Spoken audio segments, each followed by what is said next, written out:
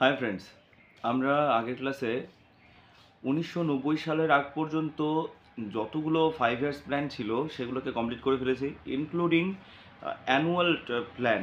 3টে annual plan নেওয়া হয় 1966 সাল থেকে 1969 সাল পর্যন্ত, সেটাকেও আমরা কমপ্লিট করে ফেলেছি। আচ্ছা, তো চলো আমরা একবার বোঝার চেষ্টা করি আমাদের রোড ম্যাপকে আমরা কোন পর্যন্ত আমরা কমপ্লিট করে ফেলেছি। প্রথমে আমরা পড়লাম ইন্ট্রোডাকশন।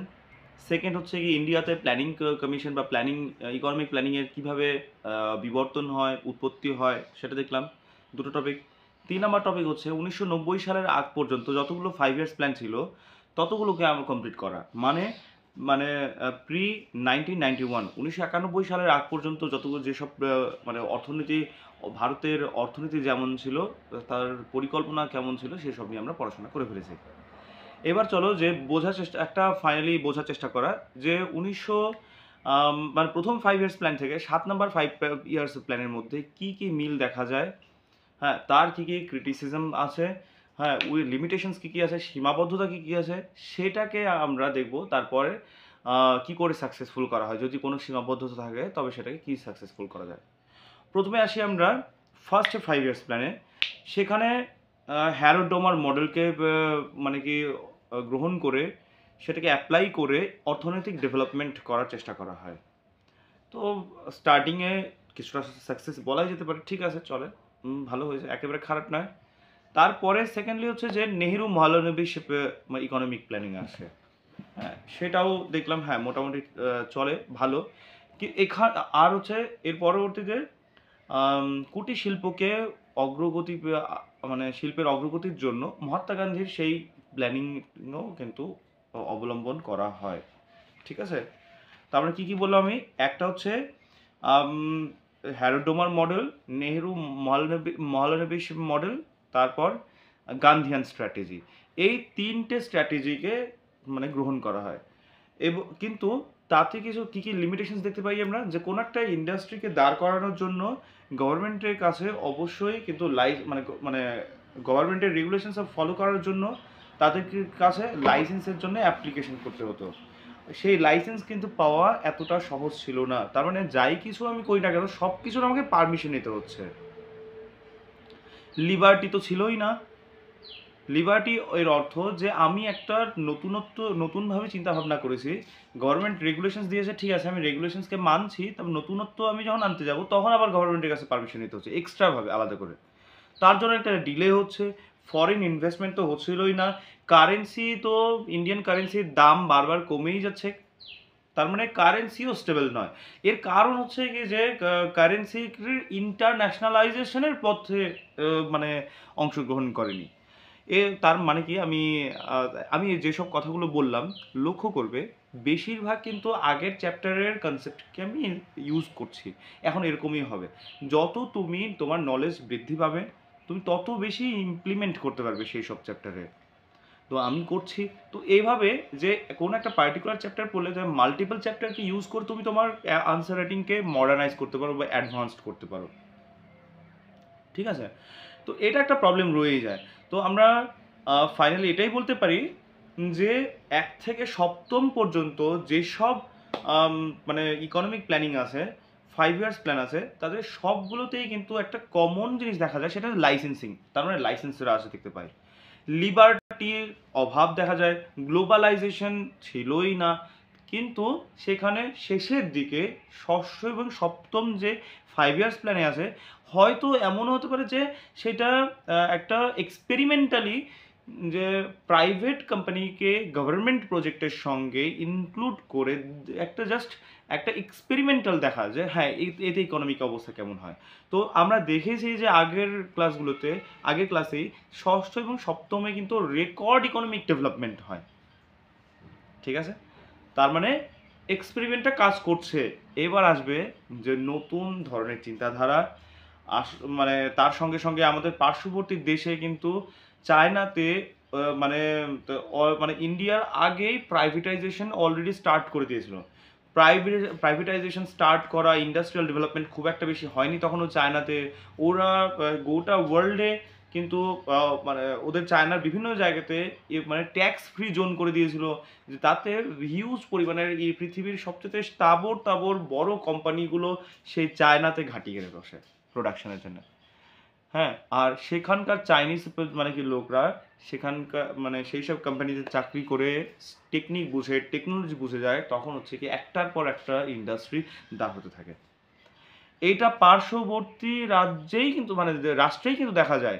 ইন্ডিয়ার গ্রোথ যেখানে 6.7% বলে আমরা মানে কি যে রেকর্ড বলছি, তখন ওরা অলরেডি কিন্তু আমাদের থেকে ডাবল গ্রোথে এগোতে থাকছে। তার মানে ওরা আমাদের থেকে গোটা পৃথিবীতে কিন্তু রেকর্ড ব্রেকিং ইকোনমিক ডেভেলপমেন্ট করা শুরু করে দিয়েছিল। ঠিক আছে, তো এইটা মানে অলরেডি কিন্তু পার্শ্ববর্তী দেশ যে একটা এক্সপেরিমেন্ট যে জোনে যে ছিল, সেই এক্সপেরিমেন্ট না ওরা অলরেডি ভিশন তারও আগে কিছুটা হয়তো দেখেও ফেলেছিল। ওদের কাছে মানে হয়তো অলরেডি সেই নমুনা ছিল ওদের কাছে। এবার ইন্ডিয়াও চেষ্টা করছে, মানে করলো যে না আমাদেরকেও এই দুনিয়াতে এগোতে হবে। আর তখনই নরসিংহা রাও গভর্নমেন্ট আসে, এবং মনমোহন সিং আর হচ্ছে পিভি নরসিংহা রাও দুজন মিলে মানে মেইনলি দুজন মিলে একটা নতুন মডেল বা নতুন স্ট্র্যাটেজি অবলম্বন করে, সেটা হচ্ছে লিবারালাইজেশন, প্রাইভেটাইজেশন অ্যান্ড গ্লোবালাইজেশন। কি বললাম? এল এ হচ্ছে লিবারালাইজেশন, পিতে প্রাইভেটাইজেশন, জিতে globalisation. LPG, liquefied petroleum gas. তার মানে এটার অর্থ এটা নয়, এখানে লিবারালাইজেশন, প্রাইভেটাইজেশন আর হচ্ছে গ্লোবালাইজেশন স্ট্র্যাটেজি। লিবারালাইজেশন মানে তুমি ফ্যাক্টরি খুলছো, তোমার ওখানে দুটো মেশিন, আমি বলে দিলাম 100টা প্রোডাক্ট তুমি এখান থেকে তৈরি করবে পার ডে, এর থেকে বেশি করতে পারবে না। তোমার ক্ষমতা আছে, তোমার এক্সপিরিয়েন্স অনেক বেশি আছে, তুমি অনেক বেশি স্কিল ডেভেলপমেন্ট করে ফেলেছো, তুমি ওই দুটো মেশিন দিয়ে 200 প্রোডাক্ট তৈরি করছো, গভর্নমেন্টের ফেটে যাচ্ছে যে কেন তুমি ওটা 200 করবে, এটা তো 100 করার কথা, তোমার মেশিন 100ই তো করার কথা, তুমি কেন করতে যাবে? না, এটাকে লিবার্টি বলে না, যেটা অলরেডি এক্সিস্টিং কনসেপ্ট। 100টা প্রোডাক্ট তৈরি করা যায়, তো 100টাকেই তোমাকে 100ই করতে হবে, তার বেশি নয়। তো এই যে তোমার লিবার্টি কেড়ে নিচ্ছে, তো গভর্নমেন্ট চিন্তা করলো আরে বাবা আমার মানে সিটিজেনদের স্কিল আছে, ট্যালেন্ট আছে, ওরা করতে যাচ্ছে, করুক, ঠিক আছে, এটা গেল লিবারালাইজেশন। এবার আসছি আমরা প্রাইভেটাইজেশন। প্রাইভেটাইজেশন মানে কি? গভর্নমেন্ট প্রজেক্টকে গভর্নমেন্ট প্রাইভেট বডির জন্য ওপেন করে দেওয়া। স্কুল চালাচ্ছে গভর্নমেন্ট, তো আসো প্রাইভেট বডি, তুমিও ইনভেস্ট করো, তুমি পয়সা কামাও এখান থেকে, নাও, তা আমরাও কামাই, আমরাও মানে কি আমরাও সার্ভিস দিই, তুমিও সার্ভিস দাও, ওকে দেন ফাইন। তো লিবারালাইজেশন প্রাইভেটাইজেশনে গেল। এবার আসে গ্লোবালাইজেশন। গ্লোবালাইজেশনের অর্থ হচ্ছে কি, তো আমাদের দেশ থেকে বিদেশে ইনভেস্ট করতে যাবে কোনো একটা কোম্পানিতে, আবার বিদেশি মানে কি কোম্পানি ইন্ডিয়াতে ইনভেস্ট করতে আসবে, এটাকে বলা হয় গ্লোবালাইজেশন। আবার কি ইন্টারন্যাশনালাইজেশন অফ দ্য ইন্ডিয়ান কারেন্সি। তো ইন্ডিয়ার কিন্তু তখন থেকে কিন্তু যে মানে ইন্টারন্যাশনালাইজেশনের পথে এগোচ্ছিল। আমরা কিন্তু already India's foreign exchange and foreign trade chapter পড়েছি। ইন্টারন্যাশনালাইজেশনের যেমন সুবিধাও আছে আবার অসুবিধাও আছে। সেই অসুবিধাটাকে ওভারকাম করার জন্য ইন্ডিয়াতে টেকনোলজিক্যাল ডেভেলপমেন্ট করা দরকার।